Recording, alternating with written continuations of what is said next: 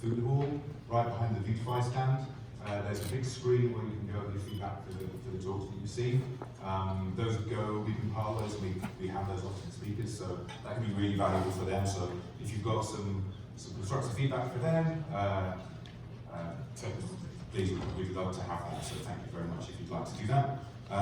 The other thing I should mention as well, right out there at the same place, we have what we're calling the red carpet area, which I was kind of excited by.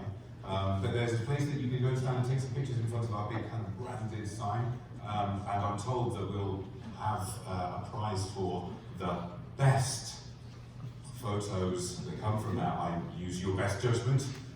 Use the hashtag, put them on Twitter, creative pictures, we love to see those. Be mindful of the code of conduct, is my advice. But yeah, you do that throughout the day.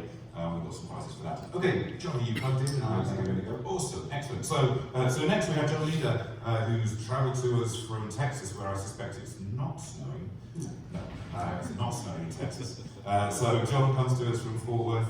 And last year he was here talking about the road to Vuetify version 2, but since then there's been a release. And so now, well, it seems like perfect symmetry to be able to check in again, see how that went, see what might be coming along the line. So John is the creator of Vuetify, which is the component library and framework that brings material design to your Vue projects. He can describe this far better than I can, so I'll get out of the way. Please, a big warm welcome for John Leider.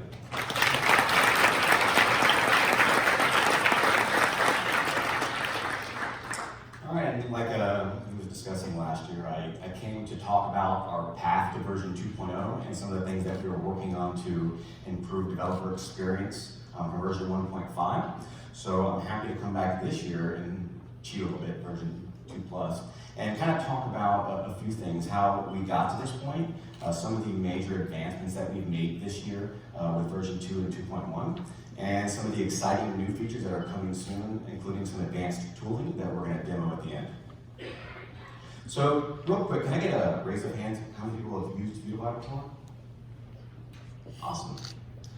So, everyone that did raise your hand, let's see if I can convince you in 30 minutes.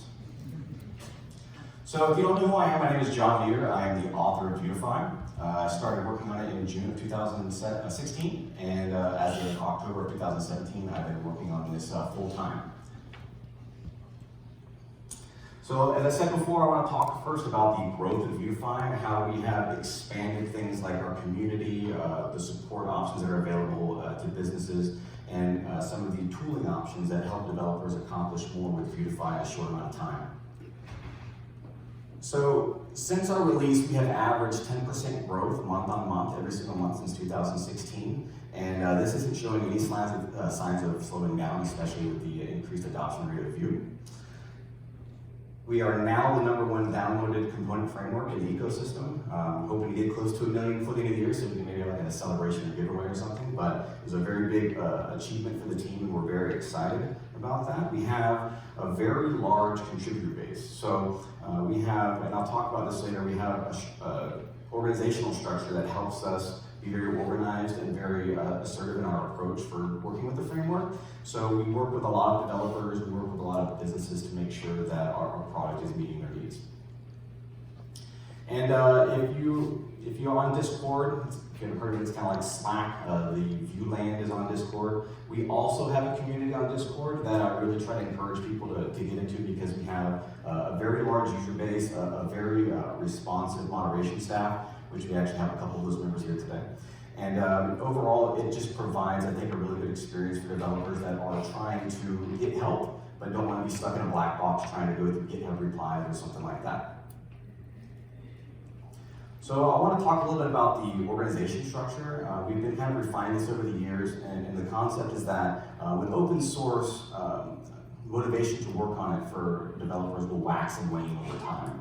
So my job is trying to make sure that we have adequate support from core team to contributors to volunteers over the course of the year, because some people have to go and come back, et cetera, and so forth. So our core development team, we have, I believe, 6 or 7 members now, which we have 2 of them here, including myself. is composed of a very small group of individuals that are primarily responsible for guiding the direction of the framework.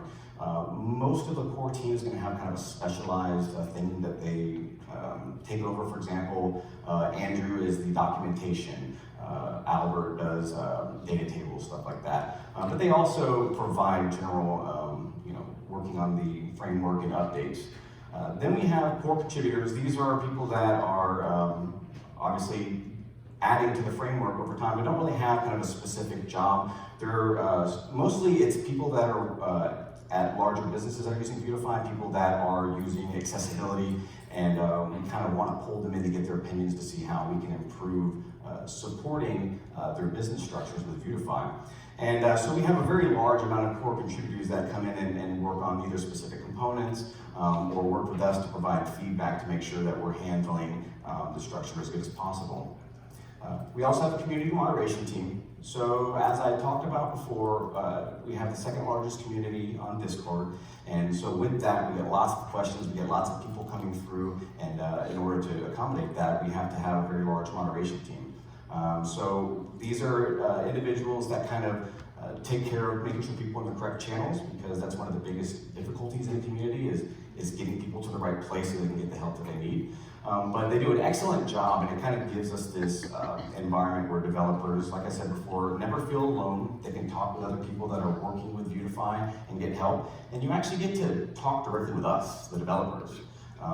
We're always on Discord, everyone is very active, and it's really great to be able to actually coordinate with the community some of the issues that are happening, and allows us to identify issues very fast and allows us to move fast to fix them. And then we have regular volunteers, and these are kind of, so for example, for 2.2, when we go to release, we'll pull in a bunch of volunteers to help do some massive testing before we get it out. And this kind of just helps ensure that we have as solid of a product as possible once we get into the user's hands. So I want to talk to you a little bit about our release cadence. So this is something that I think sets us apart from other UI frameworks. So we have a consistent weekly release cadence. So every Tuesday, you're going to get patches. And for previous versions, which I'll talk about long-term support, for security vulnerabilities and backported fixes, we still release updates on them for 12 to 18 months. We have quarterly minor releases, which we have one coming up at the end of the year. It's going to be version 2.2, should be arriving towards the end of December after all the holidays, and we continue to do that, so on and so forth. We have an expansive roadmap where I've detailed it out till about Q3 of next year, and we're going to emphasize some more on the details of what comes in it, but what we're really trying to do is show people that we have a path forward for not only new features and functionality, upgrading existing components that maybe aren't up to quality with some of their other parts, and just always trying to iterate on the framework to provide the best possible product for users. We also have annual major releases. So this means that every single year, if we need to, we generally don't have very many breaking changes. We have a couple things that we want to introduce, but mostly it's pretty painless, what we expect to move up. And with the next version of Vue 3, we're going to try to launch Vuetify 3 at the exact same time. So hopefully that can correspond very nicely. And again, like I talked about, the expansive roadmap, we kind of detail some of the new features and functionality that we're going to be adding. Sometimes they kind of have a theme for it, and I'll talk about version 2.2 in regards to like how we define like a release kind of has like an idea behind it, like it's trying to fix forms or it's trying to assert some other type of functionality to kind of tackle areas for developers that help them create better applications. All right, so that's a little bit about the growth of Vuetify. Now I want to talk a little bit about some of our version 2 updates. Now version 2 launched in July of this year. I talked about it last year. There's a video, I believe, on Vue Mastery when I kind of brought up about some of the things that we were looking at moving into version 2, more composition of components, providing more baseline functionality. So if you don't like our component, you can build your own. For example, a carousel. Maybe you don't like the way our carousel works. Well, we provide all the components we use to build it, and you can make your own. And that was a really big change for us to version 2 because it allowed us to provide better testing coverage. Everything was scoped and composed all the way up. to create these very large components. But then we also provided these baseline functionalities so people can come in there and create their own implementations.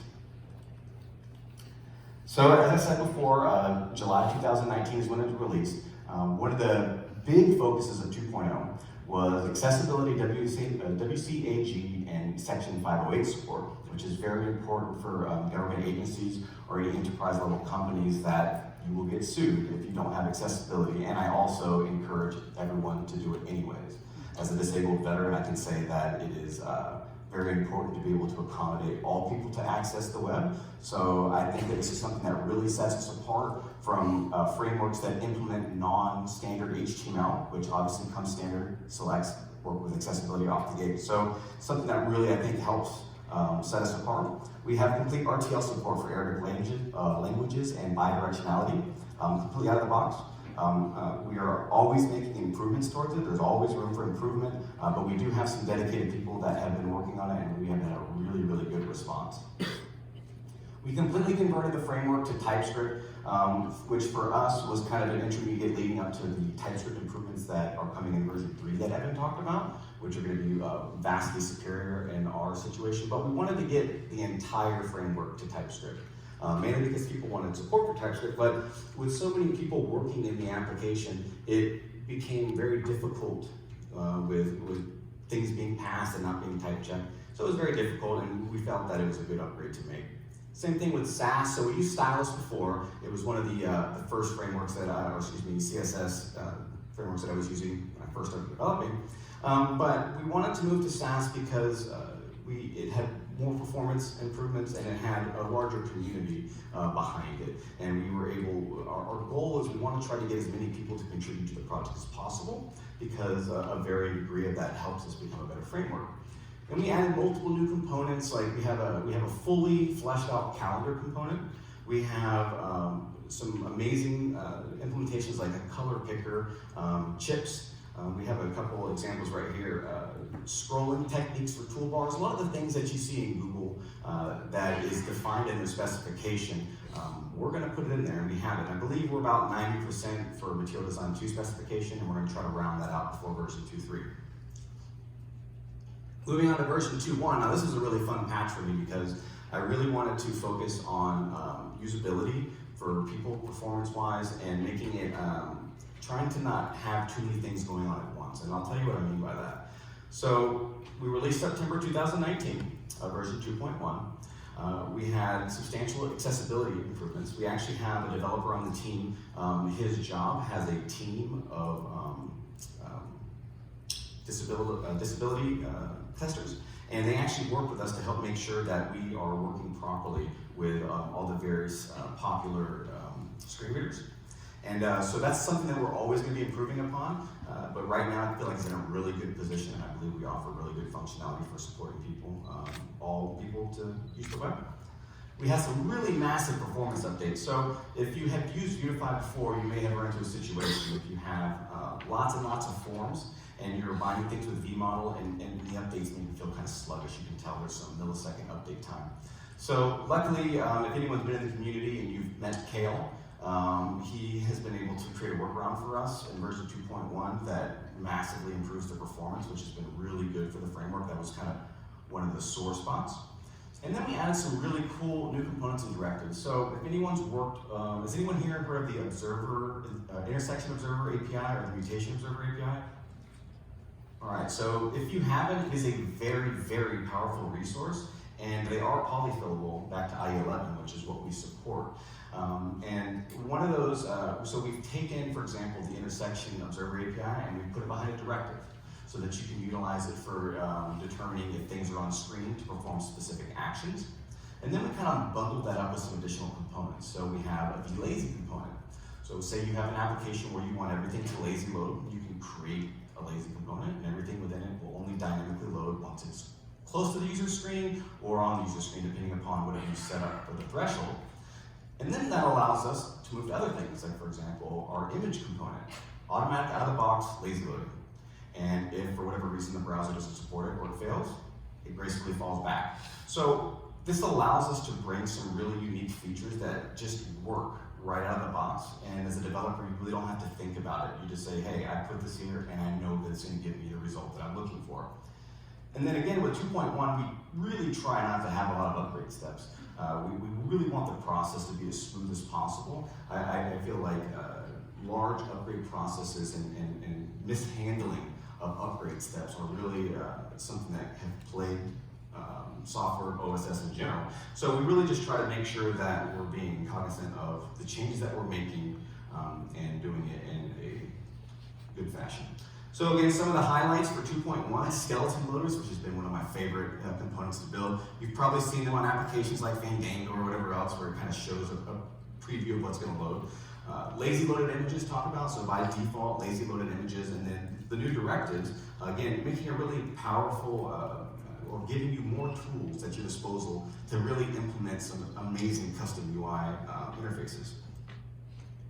And now 2.2. So like I said before, it's going to be coming out at the end of December, and we've got some really awesome features coming. So one of the big concerns with material design is that a lot of designers just hate it. They don't feel like they can actually customize on it, and really most people associate material design with admin dashboards or back-end type applications. So we recognize this as a problem, and even though it is possible to really edit this right now, we've kind of abstained from creating a lot of documentation on it because we were never really happy with the process.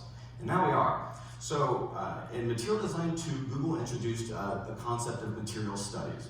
And what this was to do is to show people how you can make modifications to the design specification to have a unique display while also using and utilizing material design. So what we decided to do was we're going to take those presets as an example and show you how to build them. We're going to bundle them in. But you're also going to be able to make your own. We're adding hundreds and thousands, like lots and lots of SAS variables. They're going everywhere. And we're going to be updating the documentation to make it easier to access this. We will eventually be adding a generator where you can go in there and select everything you want and get an output for a preset. But essentially, in a nutshell, you import a preset, you pass it to the Vuetify object, and boom. You've got an entirely customized application ready to go. You can edit SAS variables, you can change global framework processes, and it's going to be the introduction to allowing users to fine-tune more of their application on kind of a global level, instead of maybe having to do it at the component or directive. So SAS, if you've ever worked with SAS and Vuetify before, it was kind of an arduous process where you had to go through and create a file and update some information in your VueCLI config, or if you're using Webpack, different bootstrap methods. But we've recently updated our CLI plugin where now this is done automatically. So you basically just create a file in one of a couple different types of folders, whatever you want, and then it just works. It just bootstraps up and then you are good to go. So this was a new feature that we recently introduced with VueCLI 3, with our updated CLI plugin, and it's been absolutely amazing. If you haven't been to our docs, you can check it out now at VuetifyJS.com. We've recently made a very substantial update to the visual design and how we give information to users. And we obviously are still working and always wanting to improve, but it was a massive update of being able to provide more information for users in a better way, and we've had a very positive response. So if you had worked with the docs before, you've probably seen the update in the past couple of weeks, but if you haven't, please take a look at them. We've got some really interesting information on there. And again, like I said, we're going to release end of December 2019, and yeah, I'm really excited to get that out there. So one of the last things I want to kind of talk about here is the developer experience and support. So this is something that is very tricky in open source, and as a UI framework, I've decided to kind of go the path of making sure that there are methods for users of all avenues, from single developer to enterprise, that they have support networks, and that they also have tools to make the development experience much better. So here's a list of some of our ecosystem plugins that we have, and I'll just kind of run through them real quick. So one of the great things that Vuetify has out of the box is automatic tree shaking. So what you use is what you get. Automatic bundle sizes reduced. We found that most of our users were about 25 to 35% of the framework. And as a UI library, no matter how efficient you are, you're going to grow horizontally. There's nothing you can do. So we had to come up with a way to allow people to access this without having this massive library, massive bundle. So the loader was a really big advocate for that. And then one of the things that was also with the loader is, if you've ever been to a site like Medium, where you come and then the image is blurry and it fades in once it loads. So that's actually built in. We have documentation on how to add it, but I believe next week we're releasing an update where it'll just work automatically if you want it to. So again, one of those things where it's like, I have this image component, I put it in, I can modify things like aspect ratio and get lazy loads, and then it has progressive loaders on top of that. So you just have this really good user experience right out of the box where you really don't have to do much.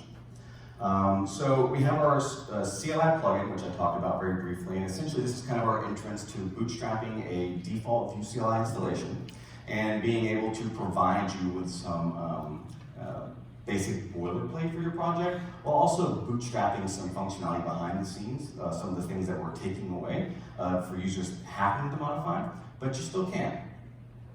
The CLI, now I talked about this briefly last year and we're going to see it today, but one of the things that I've been really focusing on this year is tooling.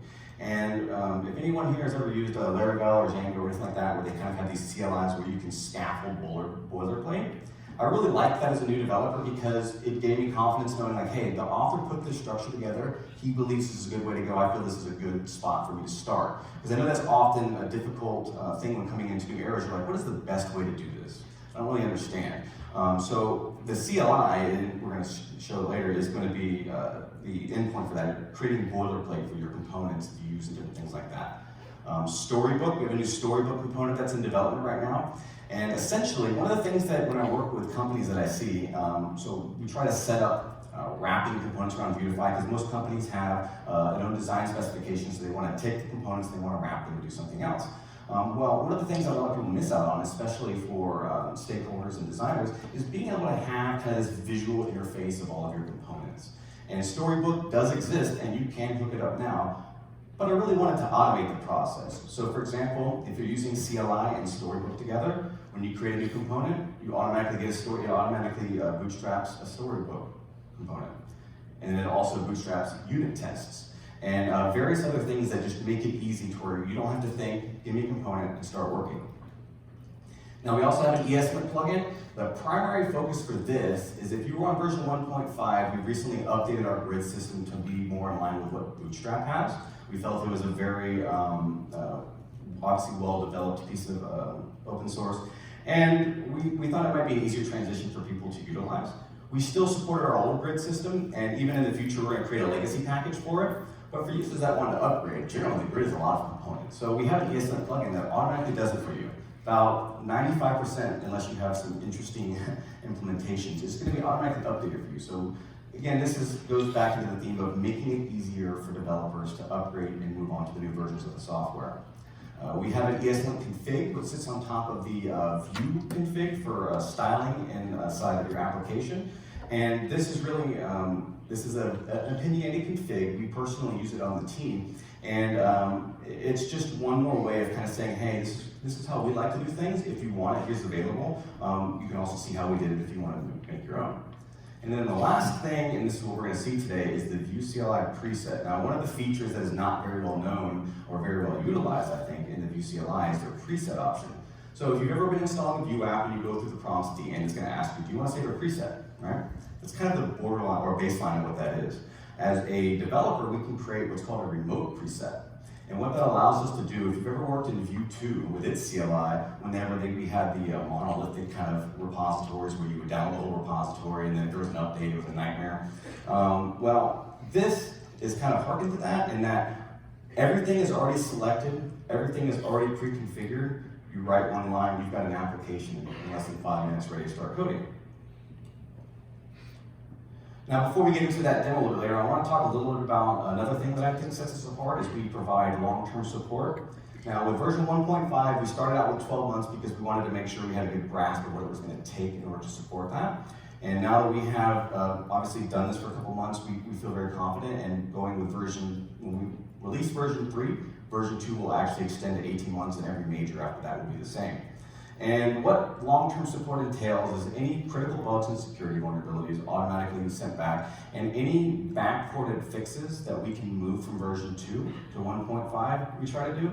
And then obviously we can't fix everything, so we have lots and lots of passive developers in the community that we work with that say, hey, this is a bug that's in 1.5, I'd like to fix it. Absolutely, we'll get the PR in, we'll get a release out. We want to make sure that developers have the best piece of software they possibly can. And we just have a really active project. We have so many developers that are contributing to making it a great product. And it's just, if you take a look at our insights on GitHub, it's just amazing the amount of support we have with people contributing. And I think that really helps us be able to advance the framework as fast as we have. So I'm getting close on time, but I'm going to quickly touch on business support structures. And what this is, when you come into the community or when you start working with Vuetify, you may have different needs to help you with your project. So we have the free community support where you can go in and talk with the developers, our moderation team, and talk with core members. And everybody has access to that. It's there all the time. And then we have these other tiers. So maybe you have a small or large enterprise business, and there's maybe different things that you need. Maybe you'd like to have some consulting time to talk with me. Maybe you'd like to have some of your GitHub issues prioritized. Things like that, to be able to give businesses a sense of, if we have an issue, we can get support. And we've also partnered with TideLift, which helps us on our enterprise end for dealing with large-scale clients, maybe government contracts, because most of the time they don't want to create a single account to sponsor just one guy.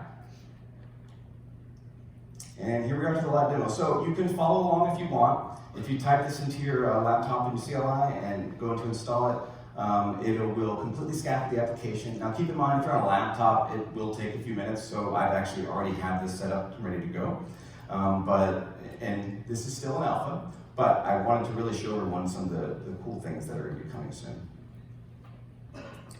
So when you first install this right off the bat, you're going to have kind of a pre-set up structure. And this, essentially, if you've worked with any Vue application, kind of the same thing. You have views, you have a story, you have a router, etc. And we add a couple things like layouts. If you've ever worked with Nux, they've got a really amazing system where you can hook in layouts to your views. And I wanted to be able to offer something like that. So now it's possible with this preset. It's just, you can create however many layouts you want and assign them to components, or views, and it'll just work. We have lots of component structures. So one of the things that I really have been focusing on is unit testing for a couple of reasons. Number one, everyone should unit test. And you should convince your job to do so. It saves so much time, and it's amazing. But one of the problems is that even though it's easier to get into unit testing with Vuetify now, we wanted to just, and this is coming from the CLI, I wanted it to be automatic. I wanted it to be ready. So, and you will be able to disable this in the future if for whatever reason you just hate unit tests. But the idea, again, with the unit test in the storybook is I type one command and everything's ready to go. And then whenever you run the application, you're going to see very basic. I portray how to do a layout for a front end and a layout back end. A common thing that I do when I'm working with clients is you have a front end for your SaaS application, and then you've got a back end for that. So I kind of have that set up with components and show people how I do it and how you can do it. And this is, I want to release this before version 3, but I will say right now, probably version 3 for Vue, whenever that launches is when we'll get this out. But the idea is that users can type one line and start working, start prototyping, start showing people, and start working on ideas. And I'm really excited for some additional things that we're going to be bringing in the future. And yeah, I think that's the end of my talk. Thank you very much for listening. Let me put up the final bit here. So obviously Vuetify has project sponsors. They are what make this this whole thing possible. And okay, I have no idea. Okay, cool. So they're the ones that make this possible. I'm really appreciative of it. And these are businesses that are using Vuetify, or for example, like VueMaster, if you're looking at our front page,